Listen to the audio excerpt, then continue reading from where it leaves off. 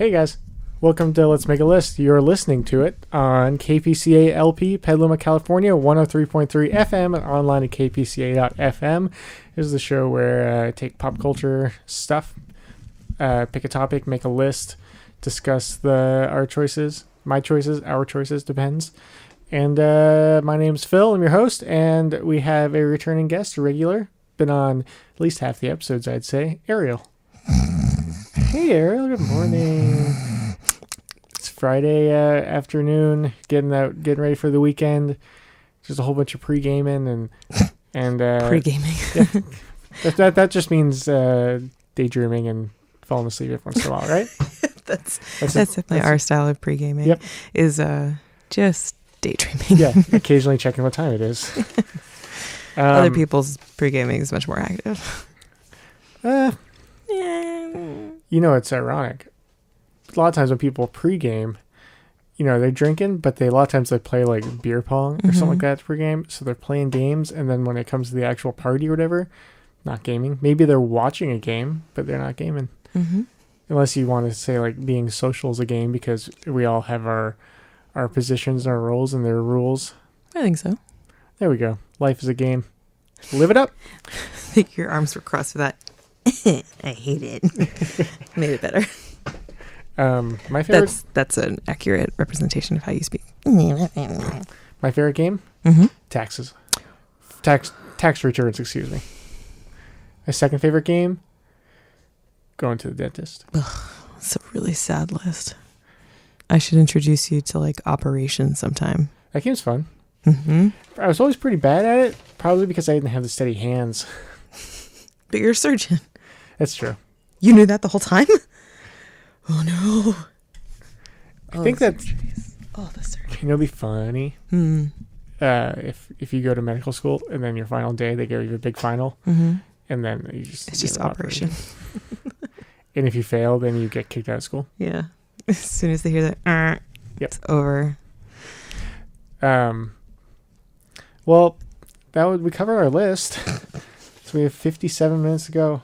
Okay, let's talk about a couple things real quick. Today is Friday, August 3rd. Tomorrow is Saturday, August 4th, which means tomorrow is the Petaluma Music Festival, 11th annual, here in Petaluma at the fairgrounds.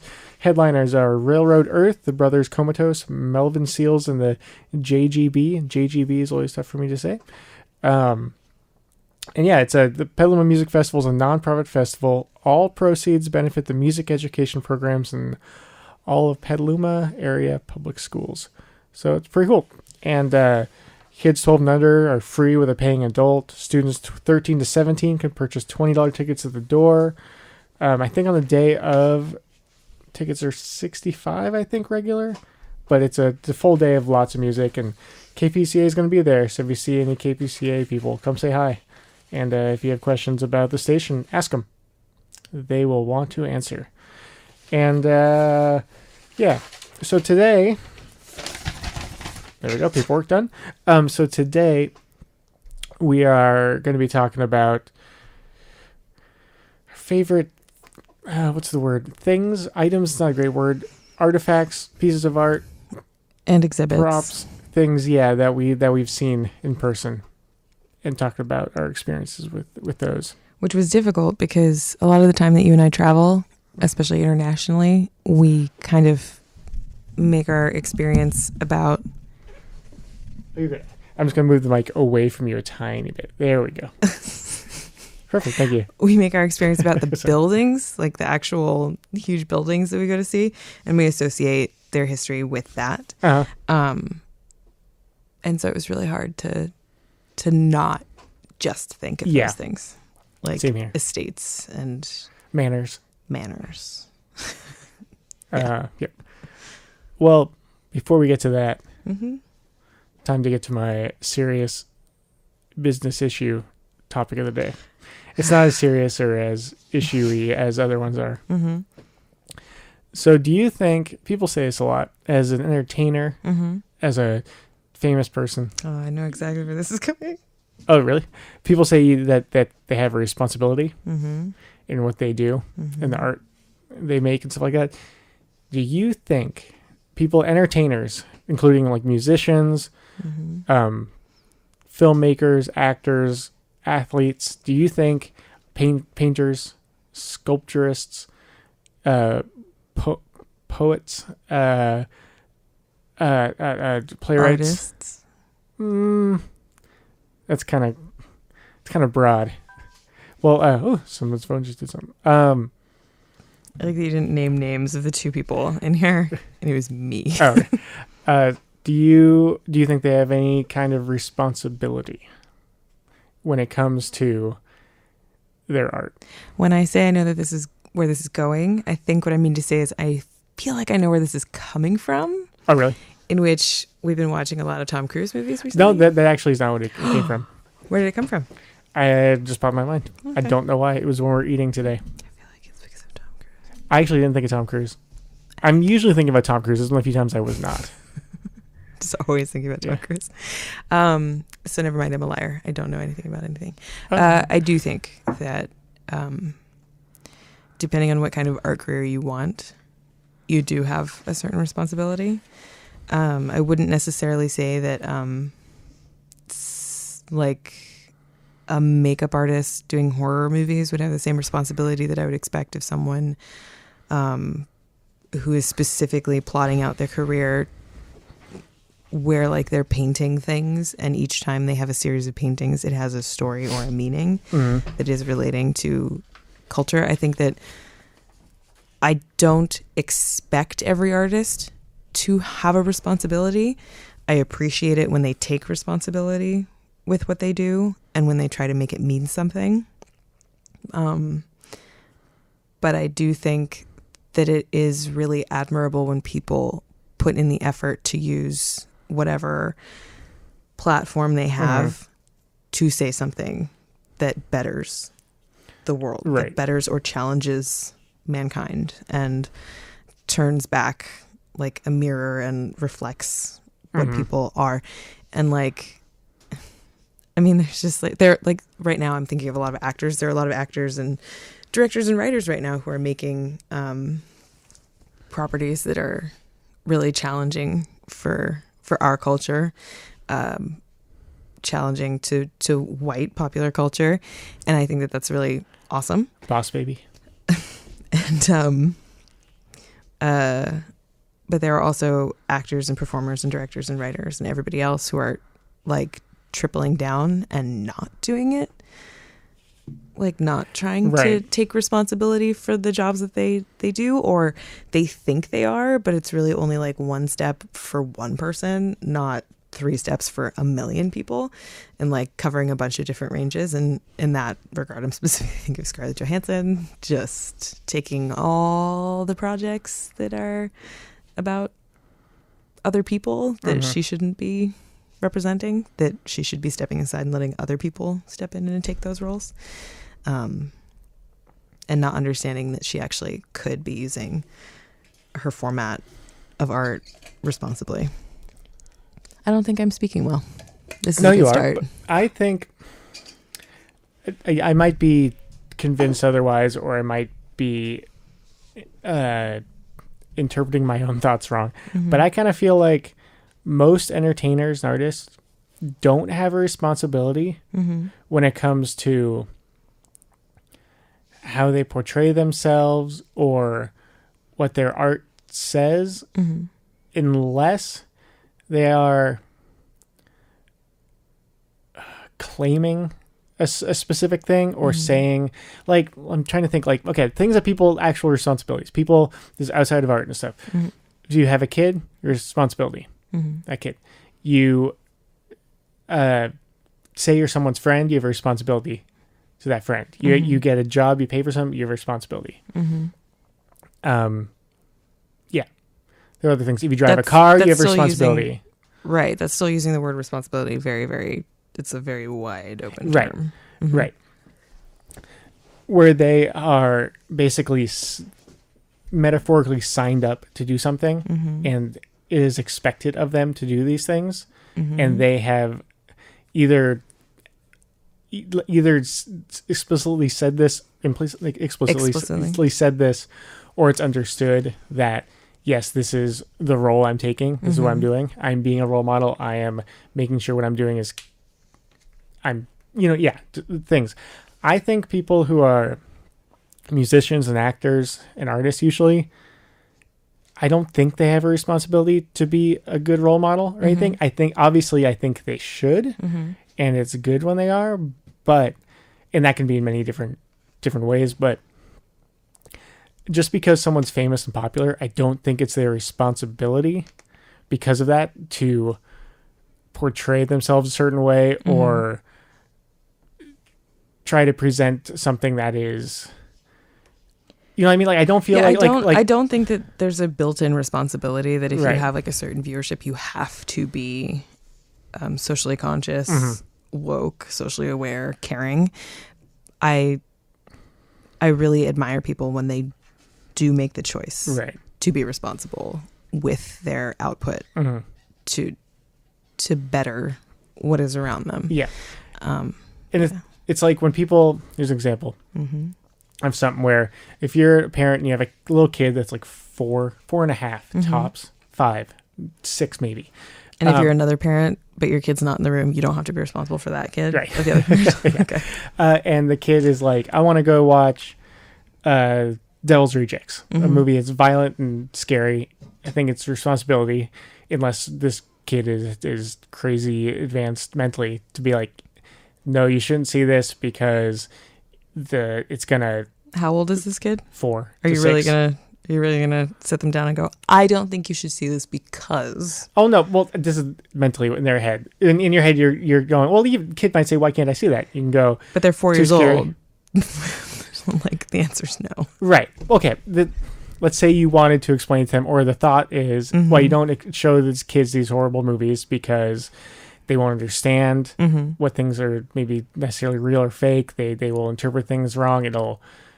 They just don't understand things a certain way, so it will affect them differently. And so I'm just having a fun time imagining you sitting down and explaining all of that to a 4-year-old. I said 4.5 possibly. So if you have a musician, let's say, that makes music that is R-rated, and it is, I don't know, you could, just a lot of music that is like that, but and you put it out in the world, and then kids can have access to it through whatever means, internet, whatever. I feel like it's not the artist's responsibility for those kids for, you know what I mean, to make music or stuff. It's totally not. For those, it's the parents or guardians or whatever responsibility, teachers even, to explain and for the kids to, whatever, blah, blah, blah. Just to keep boundaries in place. But I feel like there are a lot of people who go, oh, it's an artist's responsibility to not put out this stuff that kids can An artist's misinterpret. responsibility like is to their art. And like, once you have a certain like platform, I think that you can expand that responsibility to being like, this is what I'm going to direct my attention to, because I feel like I have so many people listening to me that I could say something and I know that they will listen. And people can flirt with that. They can think about it. They can use that to put better things into the world if they want. But their first responsibility is, I think, to their music. We're bandying the word responsibility around so much right now that it's giving me flashbacks of being like 15 years old and my mother telling me to do my chores because they are my capital R responsibility, and me going, oh, I hate the way you say that word. Excuse me. Memories. All right. I just think it's, and like when there are even like athletes, when people go, oh, you're a role model, you have a responsibility to blah blah blah, and I'm like, their role model, that's can be tough, but it's like their role model because other people said they were. There's a lot of people who are just, I don't know. I find that frustrating. That's really frustrating because with a lot of athletes, it feels, I don't know, I'm not a sports person, but it feels a lot like a lot of rich old white dudes taking advantage of a lot of very, very talented people of color a lot of the time. And then anytime those people live their life or live a life that they have worked really hard to achieve, because when it comes down to it, it's the athlete who got themselves there. They did all that work and they got themselves somewhere. And like the money in sports is bananas. That's a different subject. But like they worked so hard to get there and they're finally living whatever life they dreamed of living. They don't need to be a role model for anybody. Right. They don't. Like if they want to do drugs and do horrible things, that's completely up to them. I don't support that, but that's up to them. They don't owe it to people who come to their shows to put on a good face. Right. Because that's also a whole other conversation about all these like white people in power telling their athletes that they think they own because legally they kind of do with contracts, and they act like they own them body and soul and tell them you have to put on a suit and you have to look good the way I say you look good. And that's really messed up. But like there are people who become athletes who reach a certain level of their world, and they know that they have all of these people looking after them and listening to them, and they personally feel like, I want to give back. I want to wear a suit because I want to show people that I earned this and that I can, and that I'm proud of where I am, or that I can wear this shirt by like an artist from my old neighborhood because I want to represent this person going on their own path to like work really hard to get to the top of their field. And like specifically, I'm thinking of LeBron James starting a school and him deciding I'm going to have a responsibility in how I position myself in my field, how I show myself to people, how I give back. That's like, he decided this is what I want to do. But, and people can argue whether or not like culturally or like within their neighborhood, like maybe people banded together when someone was in high school and got them to college or something like that. And maybe that person feels a personal responsibility to that community that got them there. Right. And that's like a different kind of responsibility. It's like, I feel like I have this because you got me here. And that, I think if you have that, take it. Sure. Give back. Absolutely. That's awesome. And like what LeBron James is doing is so incredible. Here's a question. Yes. Oh, sorry. Are we done with that? No. Okay. I mean, I was. Do you think people who have a lot of money, like billions of dollars or hundreds of millions, have a responsibility to use that money in a certain way to help society because they're taking such a big piece of the pie? Yes, because they are an incredible minority, and in this world, you need to have money to be able to live. You need to be able to have money to afford basic things. Water isn't a privilege. No, it's a privilege now. It's not a right. You have to pay for water, which is like the basic thing to keep you alive. And I think that if you are sitting on top of a huge, incalculable pile of money, that you have a responsibility to keep the economy flowing. Because there are so many people who are so wealthy that, and they just complain about everything. Everything is so difficult for them. But it's also way more difficult for the person who has $1,000 in their bank account, but they get up at 4:00 in the morning and they do like incredibly hard work, and they never, ever, ever in their lifetime ever will achieve even a teeny tiny percentage of the money that that other person has, and they will always have to struggle and count change to be able to get basic necessities. And that other person can have whatever they want, but they complain because their tax went up 2%. Like, I'm so sorry. That's really tough. That for is you. a pretty big hike, though. 2%. I mean, that's a huge. That's incredibly difficult. Yeah. But like, there are people who just have a percentage of the world's wealth. You have a responsibility to make sure that that money keeps moving. You know, like if you want to keep your wealth, go ahead, fine, whatever. But like, invest in things, invest in hospitals, invest in schools, invest in things that aid other people besides yourself, just sitting on your mountaintop. Like, I don't know, that feels like an ethical I agree. question, or a question of integrity. But here's a question that is related to that. This isn't me. This is just, anyway, Do you think because you have someone, Big Bird, this is me? Like, this isn't, well, this is me. So it's not somebody else. This is me. It's you. Okay. It's still you. Okay. You said Big Bird? I did. All right. If you have someone, we were talking about before, someone who becomes real famous and let's say they're not trying to be famous or they're doing something and fame just comes along with it. And we're saying they don't have a responsibility to be a role model. But then what about somebody who like inherits $1 billion and they didn't necessarily, it's not like something that they asked for or went for. Do they still have the responsibility to live their life a certain way? Well, since I'm just going to speak to the example that you're giving, like if somebody inherits a vast fortune, I think that that responsibility comes down with you, no matter who you are. Okay.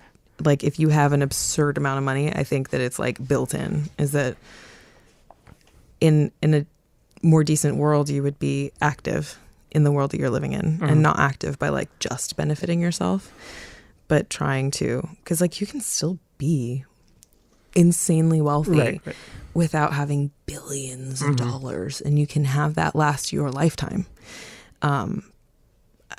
People just have like such an incredibly insane amount of money, and then people talk about how bad the economy is, how bad all of this and that and the other thing is, and it's because people just hold on to cash in their bathtub so that nobody else can look at it, nobody else can touch it. And it's not like, I mean, yes, of course I would love to have money, it would be nice not to worry about things, but it just seems like such an easy answer to like just keep a system flowing instead of making it be stagnant and then wondering why the system breaks down. Right.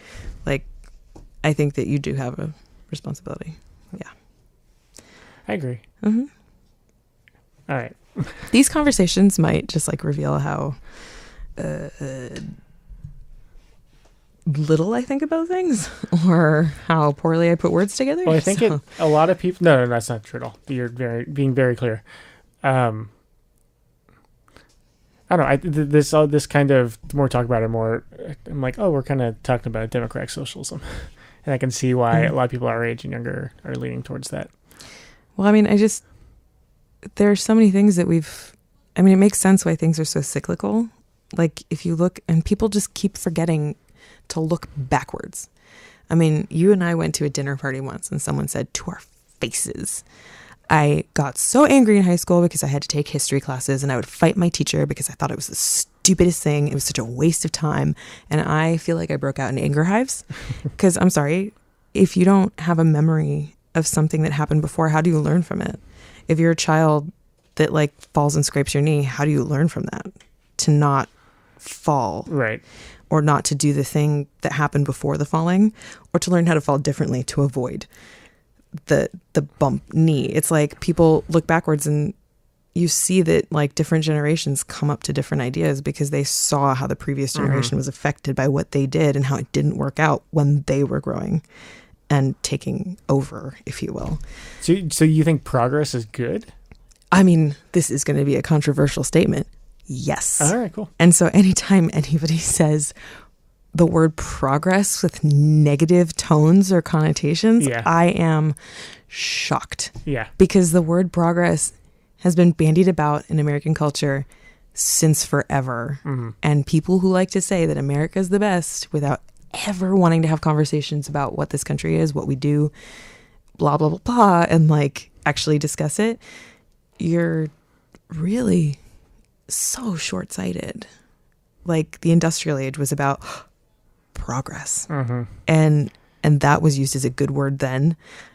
How did wanting us to become a responsible culture fueled by empathy and reason become a bad thing? I think, I feel like there should be, like, I feel like every 5-10 years there's a new word that kind of comes up because things keep going left to right, so people to have new names for things, like liberals kind of, then you go, well, liberal means one thing now, progressive is more the thing. I think what's a word that for someone who aims for efficiency? Because I feel like that is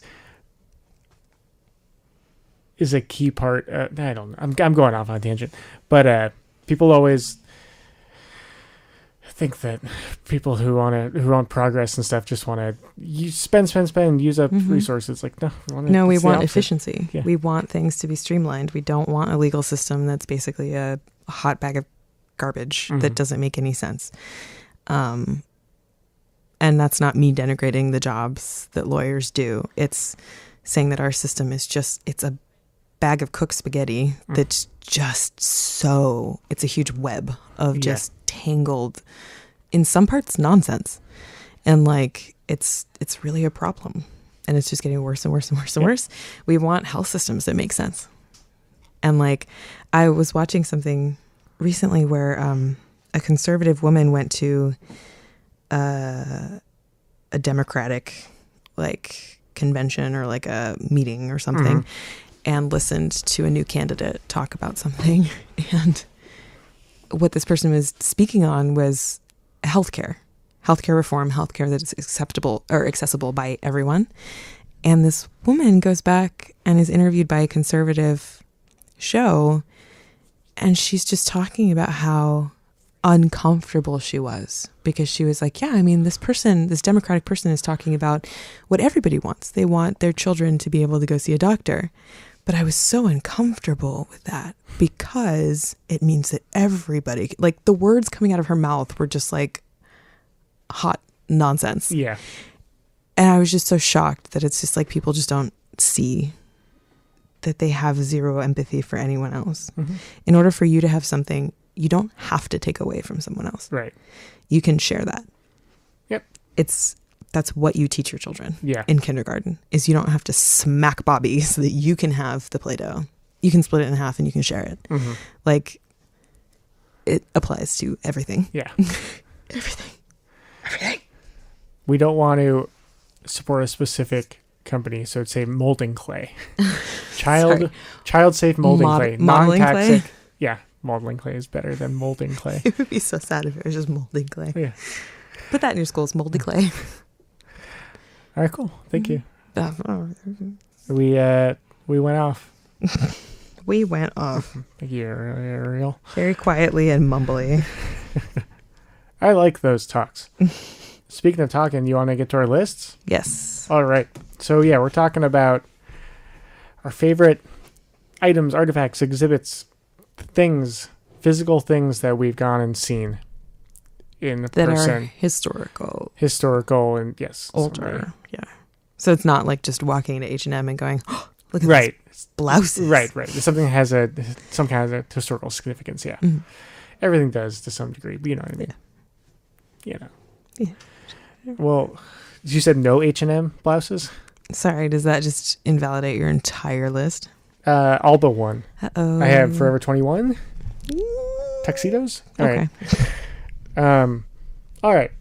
So I've kind of got a mix mash of stuff. Cool. Do you want to go first?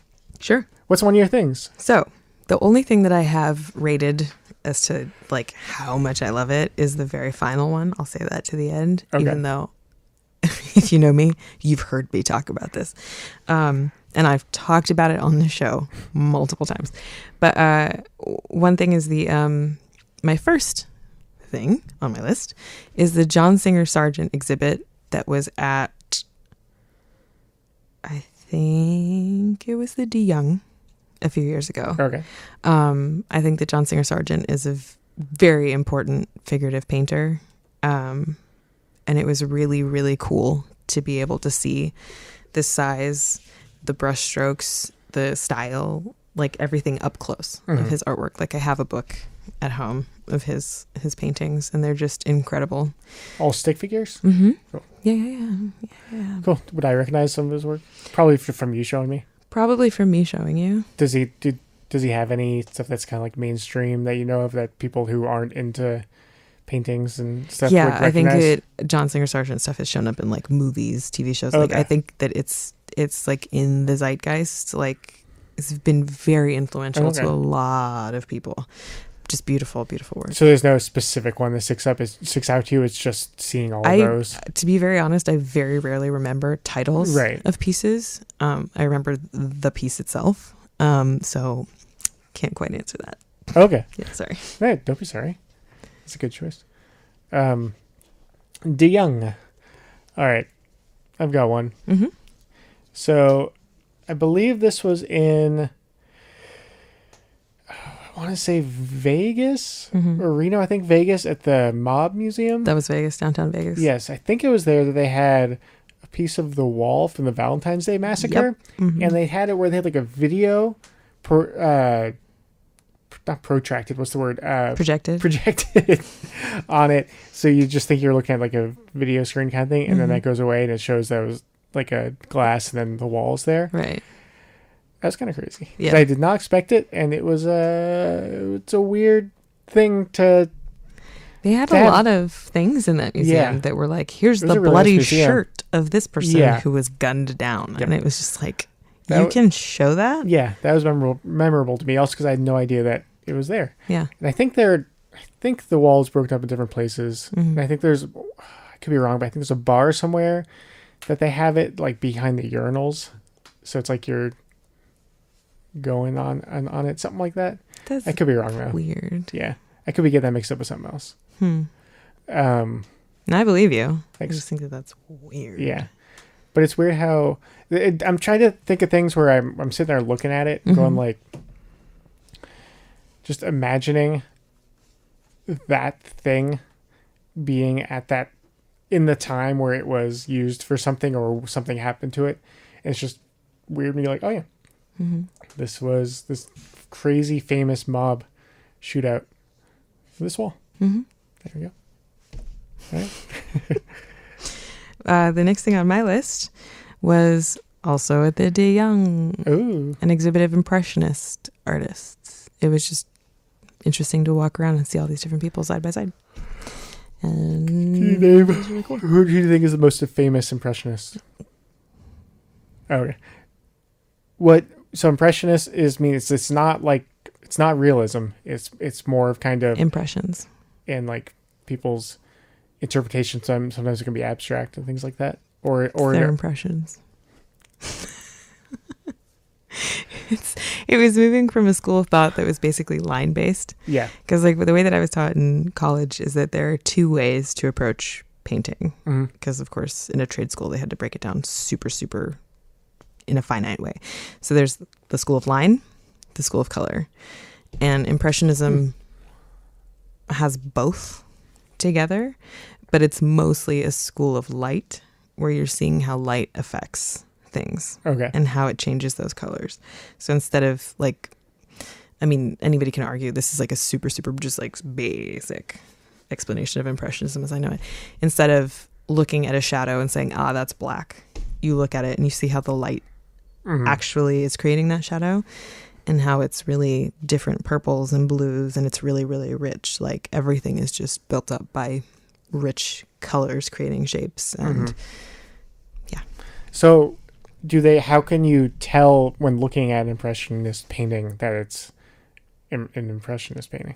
Well, if you hold up like a Renaissance painting to an impressionist painting, it's you're not trying to get a specific perfect likeness. With the Renaissance, you were trying to basically transport someone to have like a religious experience, because a lot of artwork around that time was paid for by the church, and they wanted you to have a religious experience to call you to the church. Right.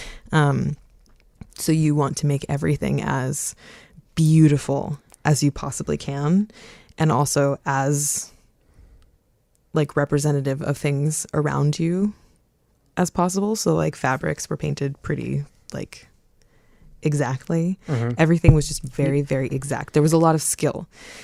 And by the time that you get to Impressionism, people are rebelling against that idea of things being perfect and just so. They want you to be able to have an emotional response that isn't necessarily a religious one. They want you to be able to be moved by something because it's coming from nature. It's influenced by something natural lighting, natural, just different things. There are a lot of Impressionist painters that would paint the same thing affected at different times of day. Those are some very Impressionist paintings, very famous Impressionist paintings. Who did we go see at the Legion of Honor? We went, I think it was last time we saw that a series. There's a famous... Gustav Klimt. No, wait. Recently? Maybe it wasn't the last time then. It had one... geez, I feel foolish. Some of the pictures, drawings, paintings of like rivers with boats and Right. lakes and stuff. I'm blanking. Was that impressionist? Yes. Okay. Yeah. Is Starry Night, is that impression, or is that like way past that, like abstract something or other? Well, he was around during that time. Okay. So that might be like abstract impressionism. I don't know because there's so many titles for so many different things.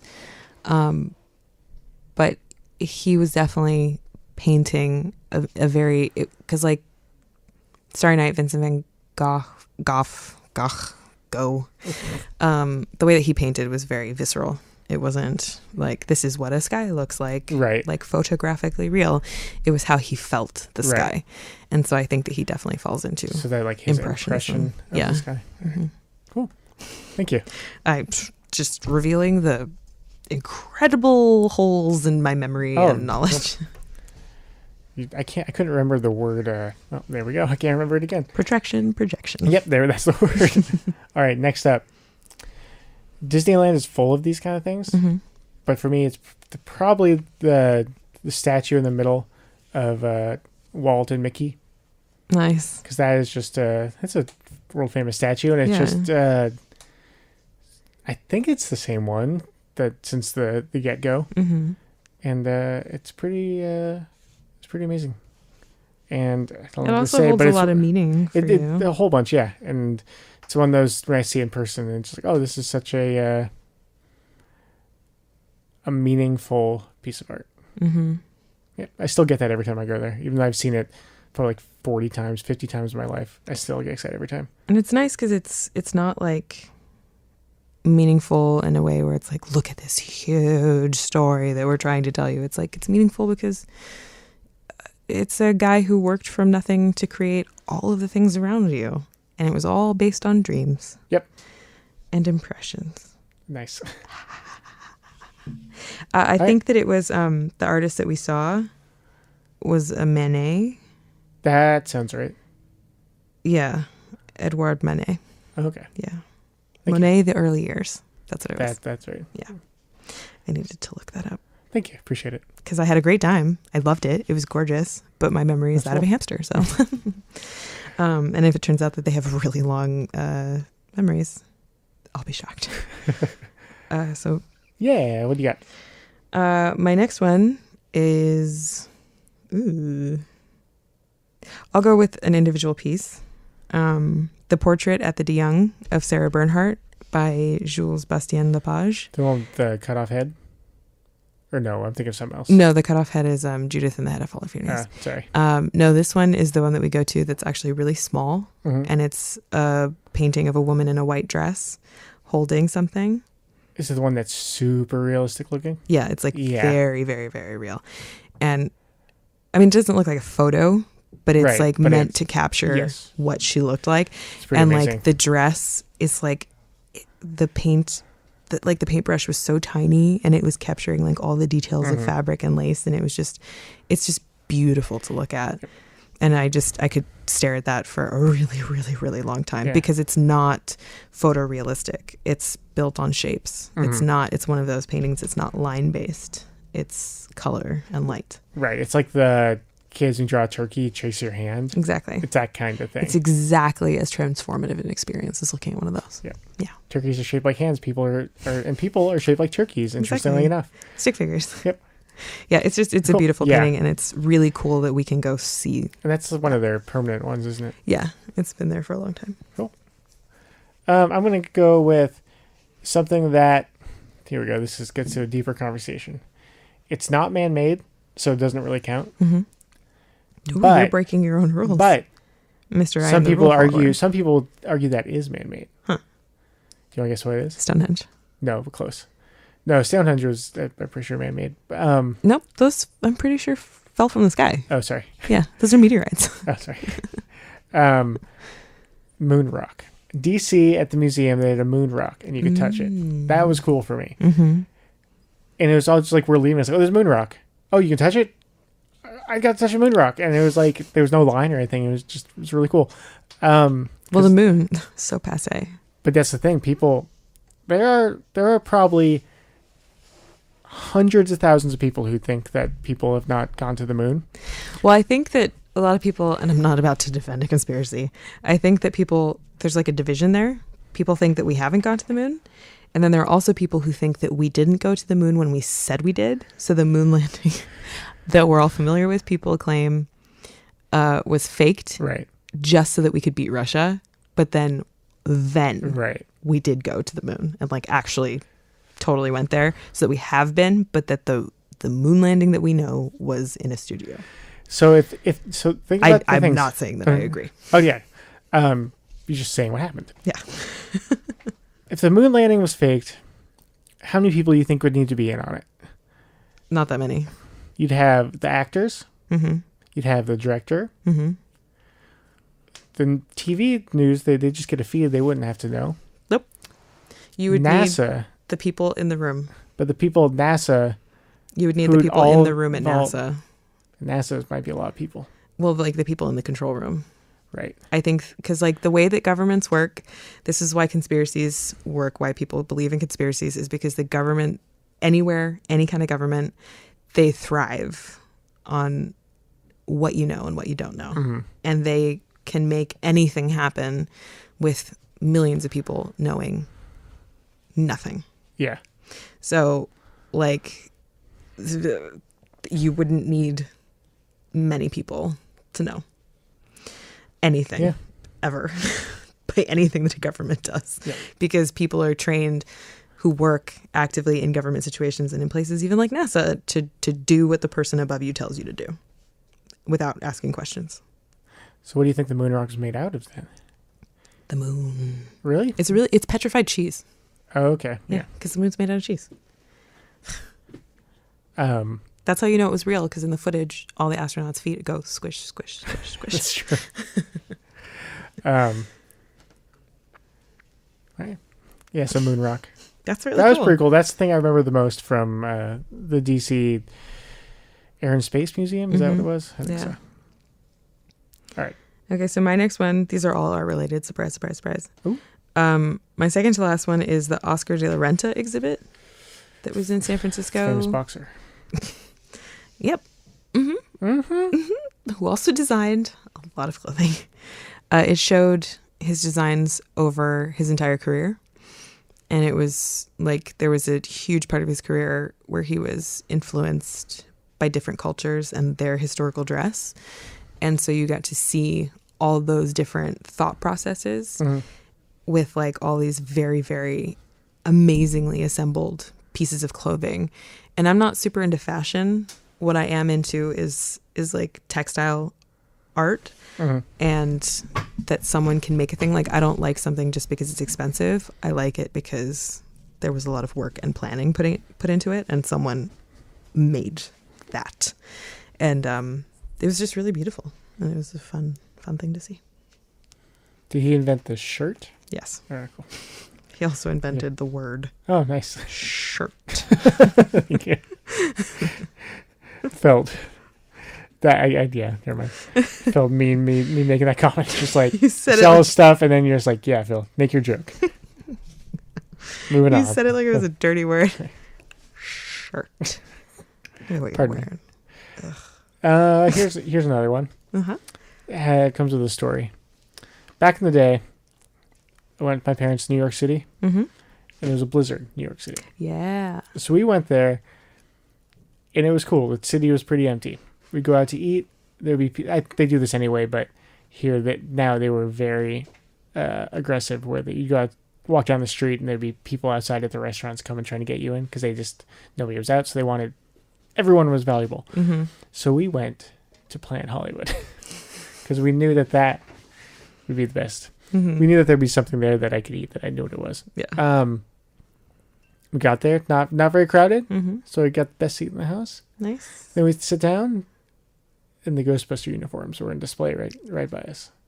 From one of the movies, Ghostbuster uniforms on display. Yeah, that's pretty make cool. You walk on air. So I stared at them a lot. Did they make you believe in magic? Nice. Magic. So it's pretty cool. I wonder how many uniforms they used each movie. Yeah, because like the amount of uniforms that people use, or like costumes, right? in film is bananas. Mm-hmm. Just to distress them. Yep. And have like 13 different and they get ones. slimed and stuff in that one. And these, I can't remember if it was Ghostbusters or Ghostbusters 2. So apparently didn't they make that much of an impression on me. But it was pretty cool. Ha ha. Yep. Didn't make that much of an impression. So All there's right. that. Are we down to the big ones? Yeah, I have 3 more, but they're all the same place. So that counts. Okay. As one. You make the rules. You Thanks. break the rules. Yep.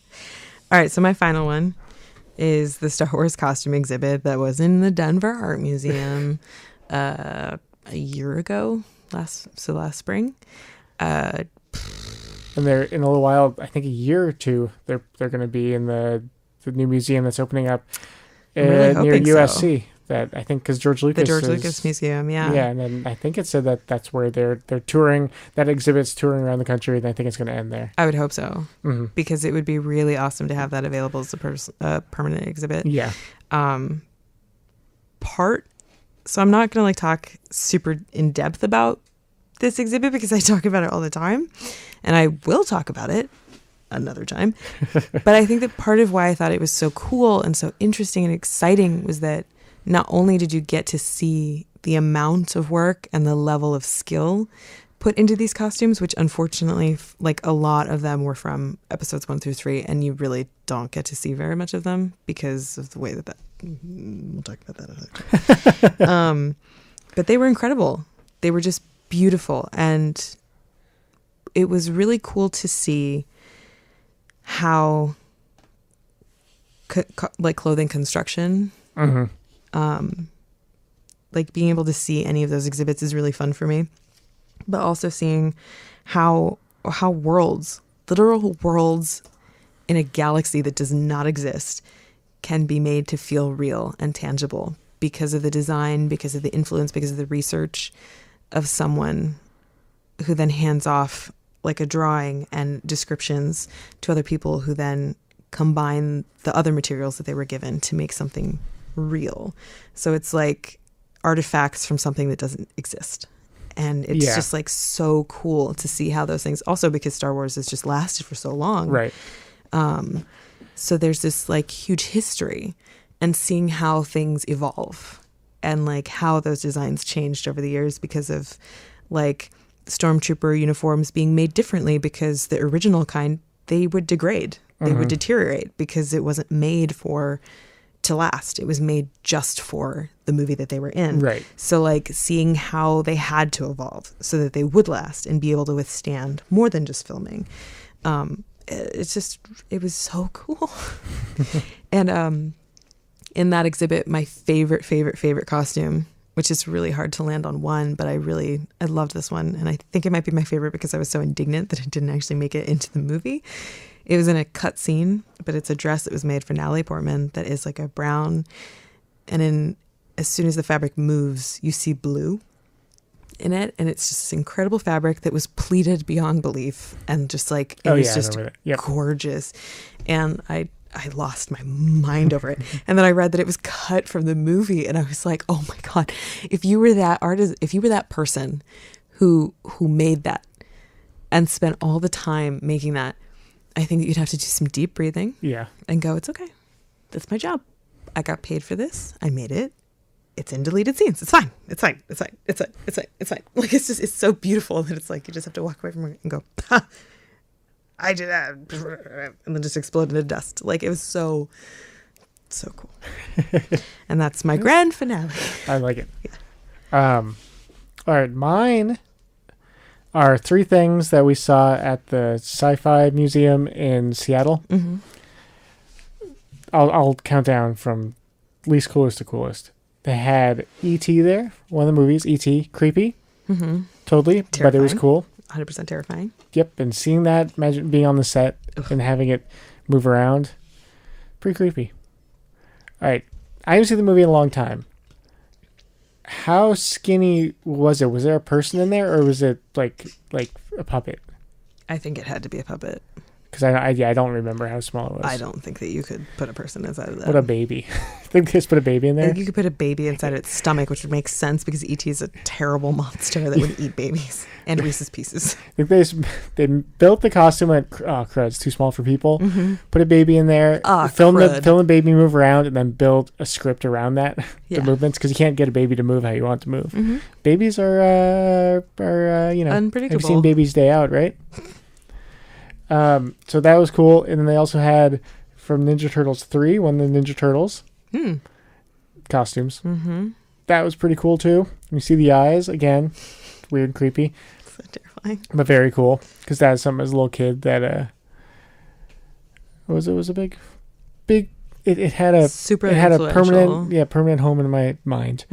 And heart. And then the coolest one though was they had model of the Death Star that was used in one of the movies. That was awesome. And it's, how big do you think it was? Like the size of like 8 basketballs. Yeah, it was bigger than I thought it would be. 9 basketballs. 9 basketballs. Yep. Model artists put a lot of detail and stuff. Yes. Especially because it needed to be on film so that like things would be super visible. Yeah. It was awesome. And the one thing that was so cool also was, or interesting, was it wasn't a complete sphere. Remember the back of it for what we saw, it was like 3/4 or 4/5 of a sphere, and I think probably because they could light it and just didn't need the whole thing. Yeah. And so that was weird. It was like, oh yeah, this the model. And also because we saw Star Wars when we were little enough to accept it as being a real thing. So that's like still in the back of your head as like, that was real. Yeah. That happened because you had no disbelief. Yep. You didn't have to suspend anything. It just was. And then it's like, oh, that wasn't a planet-sized spaceship? Like the size of 8 or 9 basketballs? Like I probably spent 5 minutes looking at that. It's kind of a long time to look at one thing. Yeah. And half of that was probably me going, no, this is the one from the movie. And keep like looking around because it said it was. And you get I was looking around, I think, a bunch, seeing like, there's got to be an asterisk. This is like, well, not really. But that would be so amazing to have a museum exhibit that's like, this is factually 100% the thing that I'm saying. It's a teeny tiny little asterisk. Well, comma. Not really. Yeah, so that was one of those where I took a bunch of pictures and I was just like, probably my brain, I was probably looking around going like, how come people aren't freaking out over this? This is Death Star right here. It was pretty awesome. That museum was pretty darn awesome. It was also awesome because it was a surprise. Yep. You and I have encountered quite a few museums that were 100% a surprise. Yeah. One that almost made the list on here was when we went to drive on a road trip. We went out to see Billy the Kid's grave. And we just like kind of nearby, like even down the road and right around the corner was this place that like was like, we have some antiques. So we decided to go in, and then you paid like an admission, I think. Yeah. And then you walked in and it kept going. Yep. And going. So they had antiques. They had like antique furniture, antique clothing, but they also had just a fleet of beautiful cars from the turn of the century. Right. And then it kept going and on and on and on. Like I think we spent like hours there. It was cool. I was half terrified that we were going to die. Yeah. And then also just like, this is so cool and I love it. Yep. I agree. And that's my story. Hey. But yeah, we've seen other things we've seen the Blarney Stone, but I don't remember what makes that interesting. Blarney Stone isn't that just a part of the castle itself that people? I think so. Yeah. We got the whole spiel when we were there. Yeah. But it's fair that you don't remember because we were very high up. Yeah, I was terrified. It's a lot of stress to be under to remember some facts about a stone that people are turning upside down to kiss like 4 stories in the air. Yeah, then there was an older guy there who, they were like lowering him down, like all these things fell from his pockets, like his hearing aids fell out of his hat and all this stuff. It's just like, oh god, this is horrible. I don't like things dropping out of my pockets, even if they just fall a few feet. But when you're that high up. And when you have people helping you to do a thing that's like out of character for what you're doing, is it? Yep. I agree. Yep. And yeah, if we were going to list castles and like places that we've been to and seen, that would make it. We'd have at least 5 things. At least. Uh-huh. We might have to stretch. I'm sure over the next few days we're going to think of more things that we saw at museums and go, like in Astoria, the film museum they had there, just a bunch of stuff. All right, but our time's up. Uh-oh. You can tell the show's almost done because I am sitting very low in my chair. Yeah, Phil's just laying down on the ground. Pretty much. He's claiming that he's still in the chair. He's holding the microphone. Yeah. Okay, night-night. Night-night, everybody. Before we go, remember tomorrow, Petaluma Music Festival. You can find out more information at online. Just search Petaluma Music Festival. It'll show up. And also coming up is the Petaluma Comedy Festival. I think it's the first annual, August 16th through 18th. A bunch of stand-up comedy and shows and live podcasts. The Mystic Theater, The Big Easy, and Copperfield's Books, including shows from the Sklar Brothers, Scott Thompson from Kids in the Hall, Todd Glass, Rory Scovel, a bunch of people, and Benedettiville from KPCA is going to have a show there at the Mystic too. And the festival will be raising funds for Petaluma Paints, a nonprofit organization dedicated to the goals of teaching traditional academic subjects through a variety of artistic mediums, including drawing, painting, sculpting, design, textiles, clay, collage, and more. So you can find out more at petalama.com. All right, that does it for us today. Thank you, everyone, for listening. Appreciate it, like always. Thanks for having me. Thank you, Ariel, very much, and we'll be back next week. See you later, guys. Bye.